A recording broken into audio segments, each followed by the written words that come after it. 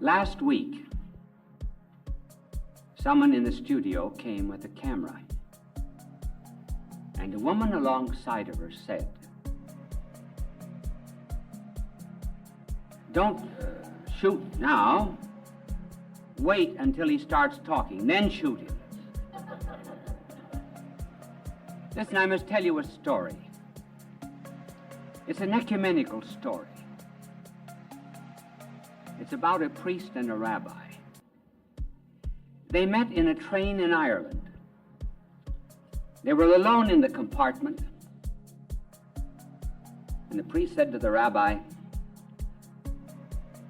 he says, "Rabbi, honestly, have you ever eaten pork in your life?" The rabbi said, "If you keep a secret, I will tell you. I ate pork once." "Now," said the rabbi, "let me ask you a question. Did you ever kiss a girl?" He said, "If you keep it a secret, I will tell you. I did kiss a girl once." The rabbi said, "Beats eating pork, doesn't it?"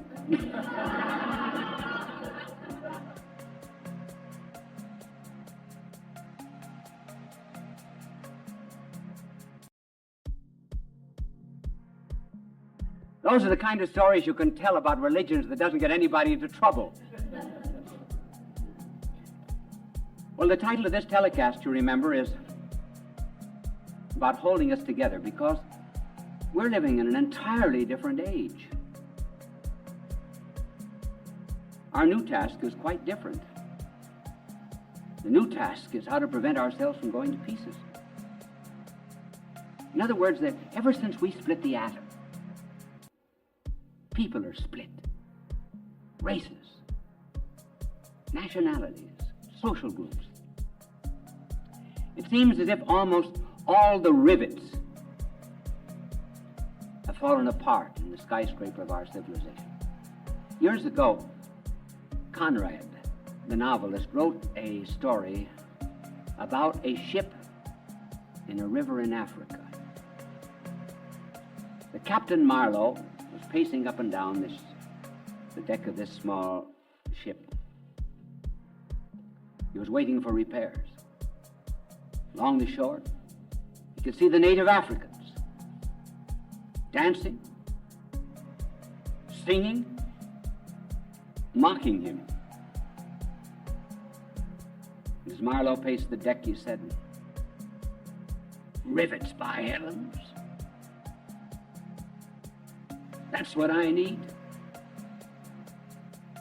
Up there at the station on the hill, boxes of them piled open. Said you kick them as you walk along. They roll down the siding. And here I don't have a single rivet to put my plates together." And this was the contrast between these carefree people and the technical civilization that was all at loss for progress because there were no rivets.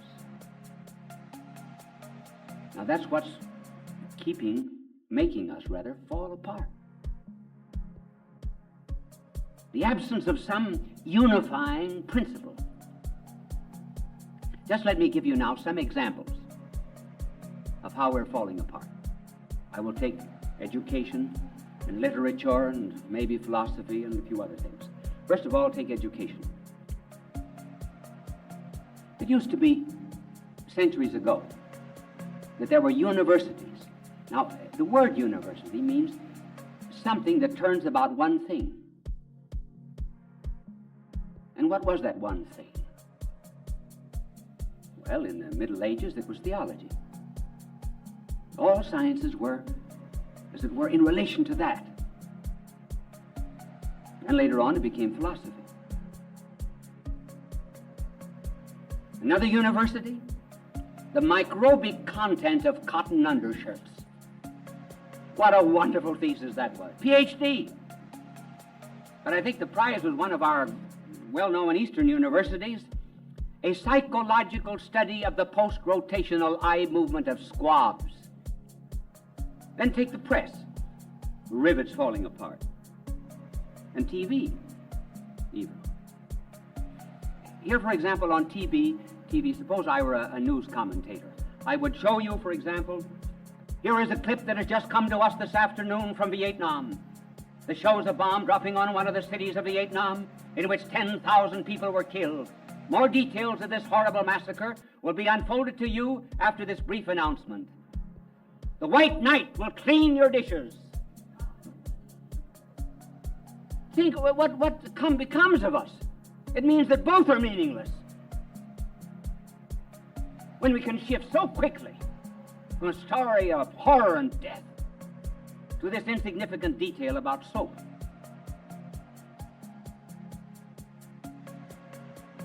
Then the press is interested in getting your opinion and yours, everybody's opinion. Not because of the opinion itself, but to set it in contrast with someone else's opinion. So, as long as there's conflict, there's news. What's the purpose of opinions? Are we trying to develop a meaning and a philosophy of life? And this has so much affected personalities that today many minds have no unifying pattern of life. They read one book, maybe a bestseller, and they say, oh, this is a great idea. And they lay down the railroad tracks on which they will move. Then next week they read another book, and they tear up those tracks. They were a materialist last week. Now this week they begin to be an idealist. And as life goes on, they never have one goal or one purpose. No rivets in life. Now this is serious. If this were a class in school, in a university, I would go more into detail. But just let me go through famous writers and thinkers and give you their concept of this rivetless civilization. 200 years ago, de Tocqueville, who wrote a great deal about America and who foresaw America, said Americans are going to be superficial. They'll be interested in the surface of things and will not get down to depths. Then if you take those who have made a study of Grecian democracy, what made it fail, the Middle Ages, what made it fail, our contemporary civilization, you get always the same answer. There was nothing to hold civilization together. For example, Jaeger. Those of you who are in the university probably have read Jaeger. Work on Padaya, which Jaeger shows that the Greek democracy of the pre-Christian times went to pieces just as soon as it lost its gods, its faith, and its myths. Collingwood wrote about the Middle Ages. Collingwood said that the Middle Ages went to pieces just as soon as it lost its faith. Politics and economics, he said, began to be independent of theology and morals and ethics. Philosophy was separated from theology, and the unity of civilization decayed. In our modern times, Reinhold Niebuhr compares our civilization to Babel, in which he says men are confused. Each one is trying to make himself a god, and finally eventually to reach the heavens. And the attempt fails. And Toynbee wrote 10 volumes called A Study of History. And he says that our age is suffering from a schism of soul. That is to say, we've lost all of our unity, and we're like the pyramid builders. What he said was Egypt trying to do when it built the pyramids? It was trying to forget the slavery of people. And so upon all of that forced labor was erected this monument, to resist decay, and it became the very basis of decay itself. I wonder if going to the moon, $77 billion a year in preparation for war, is not another Babel. Is it not based not upon slavery, but upon a neglect of the poor? May it not end as Egyptian civilization ended? These are the questions which thinkers are asking. I've just tried to put it simply in terms of rivets, which hold the plates of our economics and politics and education and everything else together. Now there's a danger, a grave danger in our civilization.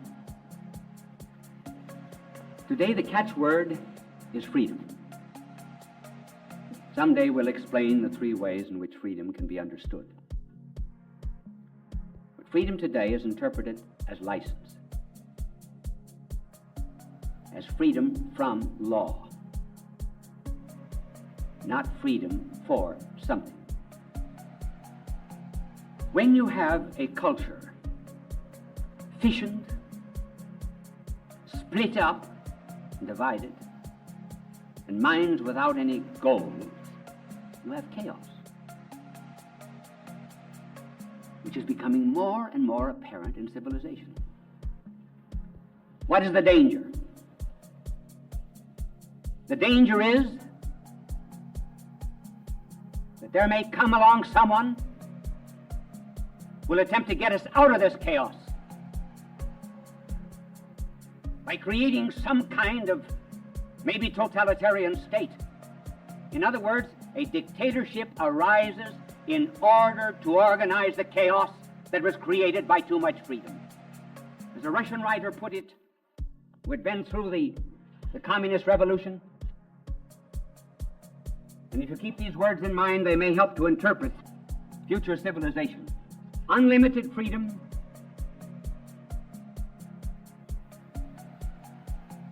leads to unlimited tyranny. Communism was only an organization, forcible organization of a chaos. When shepherds cannot get their sheep to follow them, they send dogs after them. We're in danger of having dogs run after us to organize us out of this chaos. As Dostoevsky, the French novelist, put it, he said, I wouldn't be at all surprised that there might arise out of our cities in some future day someone unlearned would say, let's knock to pieces all of this supposed wisdom. Let us smash all of our logarithms to pieces. Let us go our own way. And we'll be surprised how many followers we will have. I know it's not a pleasant picture, but I'm just trying to keep up in what's happening in the world. And not just to be a part of this rivetless culture. Now, what will hold us together?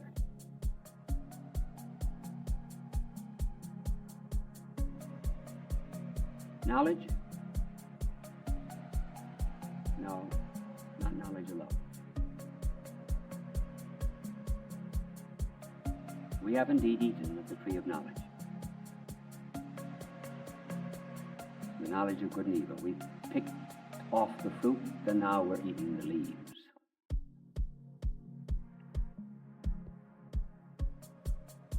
And knowledge, anyway, when it's about things above, always demands that we break up those noble things to fit our poor intelligences. What can unify civilization? Love. Oh, yes, but how that word is misused. The Greeks had 4 words for love. 4. Believe me, when we say the Greeks had a word for it, they did. Someday I may give a telecast on those 4 words. But today, we have only 1 word for love.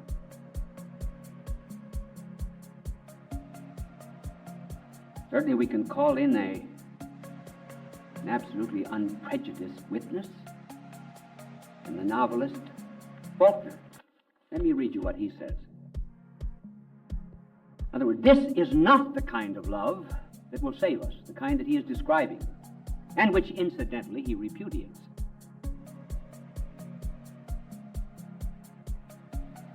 He says, love, if you will, because it can't last. There's no place for it in the world today.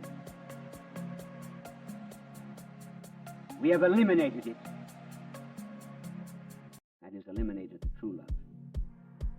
It took us a long time. But man is resourceful. So we got rid of love at last. Just as we got rid of Christ. If Venus returned today, or if Jesus returned today, we would crucify him quick in our defense. If Venus returned, she would be a soiled man in a subway lavatory with a palm full of dirty French postcards.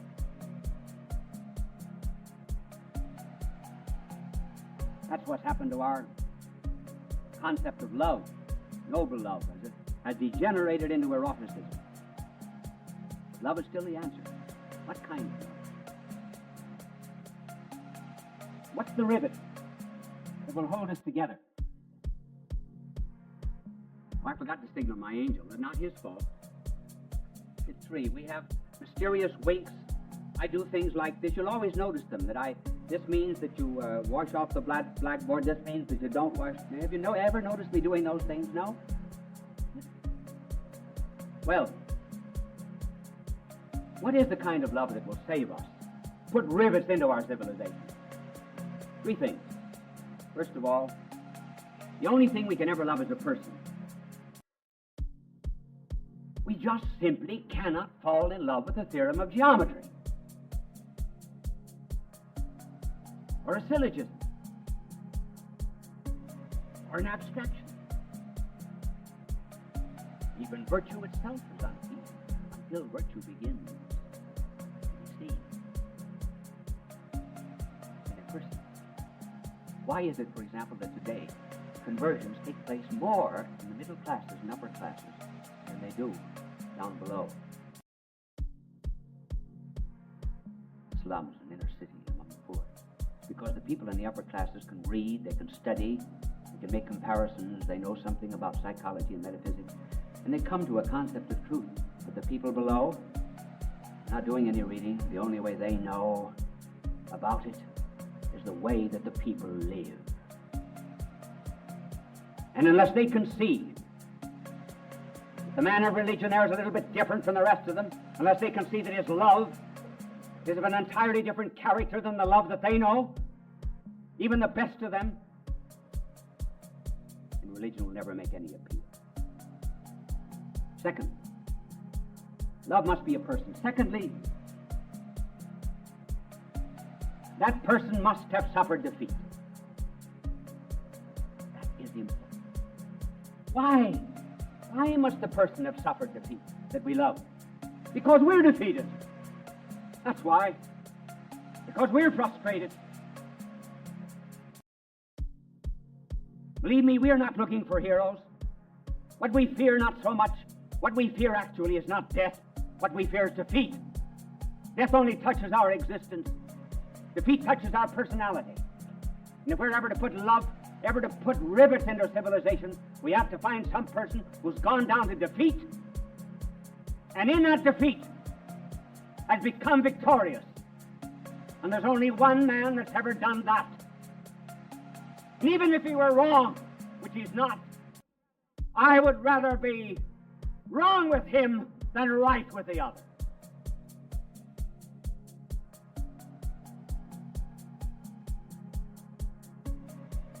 The sea is calm tonight. The tide is full. The moon lies fair upon the straits.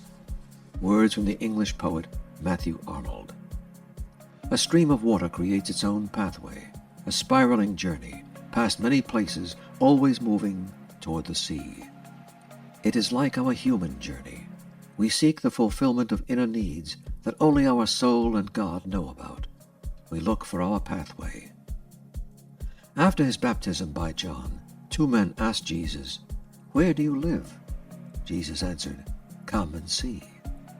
It is an invitation that we should accept. It is a direction along our pathway.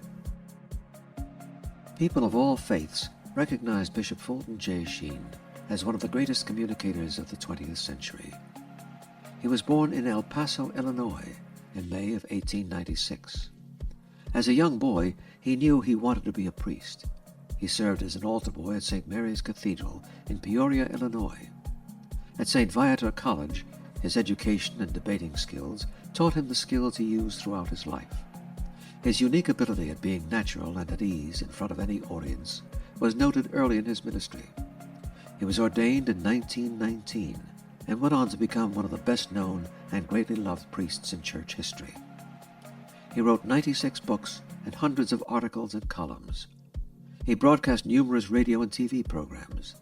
People from all faiths watched him on television because he spoke to every man. They always waited with joy for his goodbye, his blessing, "God love you." It continues to give us joy and memories. Bye now, and God love you. Bishop Fulton J. Sheen went to be with the Lord in December of 1979. Fulton J. Sheen, requiescat in pace.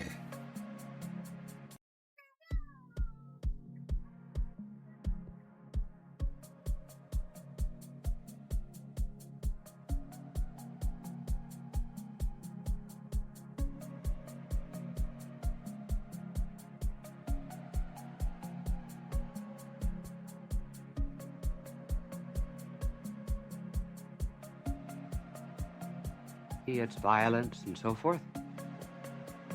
Perhaps it's very fitting that we should say something about America's religion. And here we come to an application of the words, "Physician, heal thyself." In other words, what have you got to say about religion? And here we speak of Christianity in general, not about any particular sect or about the church to which I belong, or the church in a general, but rather the church in a general and vague sort of way. What are the critiques of religion? And what is our moment of truth? Is there any justification for pointing a finger at Christianity as it exists today? Perhaps there is. And the first critique might be this. One, we will refer to the affluence of the church itself, and then we will refer to the laity, and then we'll refer to the doctrine and teaching. So the first will involve bishops, priests, ministers, and the like, lay leaders. First, as regards the bishops and priests and ministers. Has affluence hurt us?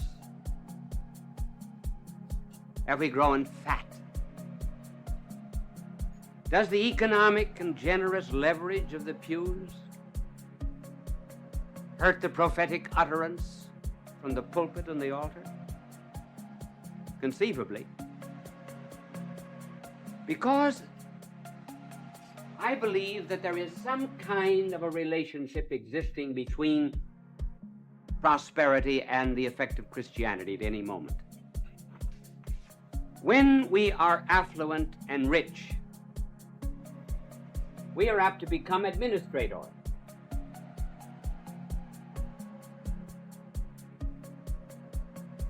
That for times of prosperity. But in times of adversity, we're more apt to become shepherds. In times of prosperity, we become very much concerned with mortar and building. We make use of all the resources that we have, generally for ourselves,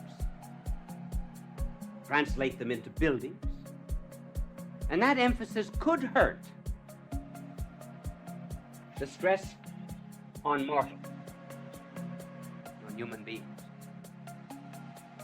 In the early church, remember the apostles said, we can't be busying ourselves with tables, with administration. So they found 7 administrators to take over the work in order that they could preach. Administrators today in Christianity sit at desks. And I wonder if about 60% of that work could not be done better by laity. In mission countries where there's poverty, there's shepherds. They're out with the people. They're not at a desk, they're at a doorbell, at a tent. So there is here a tendency to become comfortable rather than to be comforters. This doesn't mean that living in a prosperous country we should not utilize all of the economic means that are put into our hands. But we're only speaking of a danger in an affluent society. Namely, we are sent to the sheep. No one will challenge that. But in an affluent society, what do? We generally shear them. In other words, take their wool, or what comes out of their wool pockets. Our divine master said that we were to feed the lambs and feed the sheep. Again, this does not mean that they are not to be sheared. But sometimes those who were called prominent Catholic, he's a prominent Catholic, he's a prominent Methodist, he's the prominent Congregationalist, he's a prominent Lutheran. What does it mean? It means he's given a lot of his wool. He may not be prominent in the way of shepherding. Now, this is one of the critiques that is sometimes urged against Christianity, and after all, with some degree of justice. If we continue this moment of truth, we come to the laity, and we leave the priests and ministers. And what about the laity? Well, I don't know how anxious my angel is to wipe a blackboard in which there is any critique of Christianity. I'm sure the angel is very anxious. But having done the job, we now come to the laity, and we find again another type of critique. There seems to be in the laity a rupture, a division between their religion and life itself. Between the church to which they move on Sunday and the secular life in which they move 6 days of the week. Now, certainly, there is not to be as much time spent in a church as in the secular order. Here we're speaking of the spirit. Let us put it this way. If you sat down at table with 12 people, or rather you watched 12 people at table, 3 of them were professedly Christian. You listened to a conversation that went from politics to economics to youth to the moral life of America. Do you think that you would notice any difference between those who were professedly Christian and those who were a Christian or non-Christian? Would their judgments be any different? Their sense of values? Would you be able to pick out the three and say, here are some who are so imbued with a Christian motivation that it tells in all of their judgments? We cannot always tell. Which brings up the question that is Christianity really making an imprint in the world? Nietzsche, who was anti-Christian, said something that was profoundly worthwhile. He said, you will never get me to believe in a Redeemer unless you act like someone redeemed. One man who was a very fine contributor to a church, a prominent so-and-so. I mean Catholic. No, not what you think. I mean a prominent Catholic or Presbyterian Congregationalist or something else. That's what I mean by so-and-so. If this prominent so-and-so, he said, if I practiced, he said, what I'm supposed to believe on Sunday, I would be bankrupt in 6 months. Now this divorce between the two is largely contributing to the fact that today Christianity has lost a great deal of its imprint on our social, secular life. And one wonders if it is not to some extent justified. That is, the answer to it we have to work out in our own hearts. Now we've spoken of the moment of truth for bishops, priests, and ministers, then for the laity. Now about the doctrine. How about Christian doctrine? Here again, there seems to be a divorce between two things that should very much be united. And this critique is basic and fundamental. If there are two things that are ever to be kept together, they are Christ and his cross. No one who professes to be Christian could ever separate the two. Because he came not as a teacher, he came as a savior and a redeemer.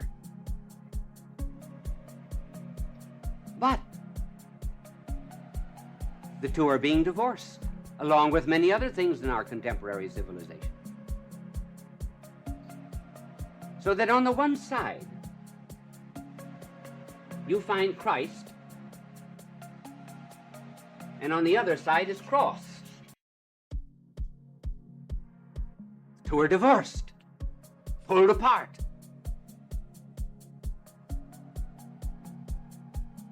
Who picks up Christ? Our so-called Western Christian civilization.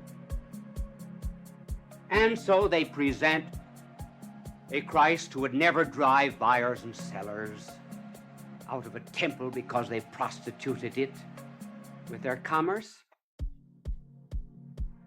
The Christ who would mouth pious beatitudes on a mount. The Christ whose lips would never say anything against divorce. And whose lips would never be stained by mention of the word hell. The Christ without his cross that would pat little children on the head. And would tell very interesting stories that might or might not be true. And the Christ who might get into difficulty with civil authorities simply because he was preaching some kind of ethical culture. That's the Christ of much of our Western Christian civilization. Who picks up the cross in the world?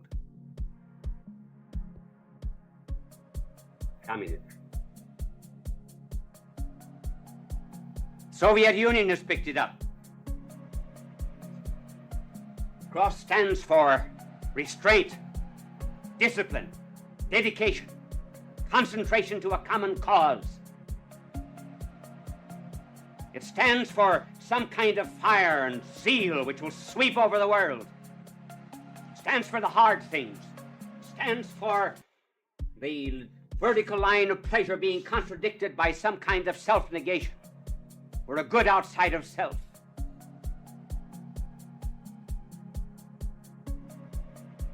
This is the divorce, with what result? With the result that our Western Christ is what? Weak, effeminate, puerile, not a redeemer, not a savior, just a vague kind of teacher to be equated with Buddha, Confucius, or anyone else. That kind of man can never command the allegiance of hearts and souls. He can never ask for zeal. Leaving father and mother, hating all kinds of secondary loves. So that kind of Christ enthroned or preached leaves men cold. And this cross without a Christ has its difficulties too, just as the Christ without his cross. This kind of a cross leads to what? To concentration camps, to dictatorships, to tyranny, to the suppression of individual freedom, to the making of anthills, in which mortals become just like grapes crushed in a great vat of a state.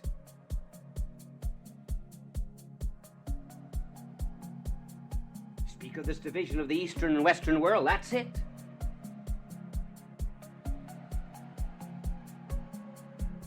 Which is going to win from the point of view of zeal? This is not. If either one of them will win, it will be this one. And it's very likely that this kind of a cross will find the Christ before this kind of a Christ finds the cross.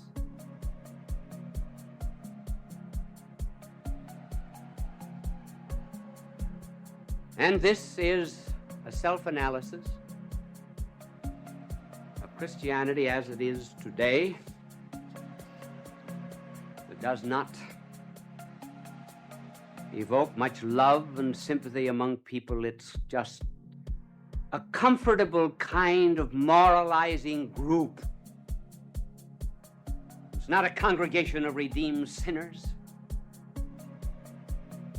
Never gets out into humanity, never becomes its soul. No wonder people are not impelled toward it. But because I made a criticism of it, you were finding temporary satisfaction in it, must not say that's the reason I don't have anything to do with Christianity, because it's not perfect. Oh, no. Listen, if it were as perfect as you want it to be, you wouldn't be allowed in it.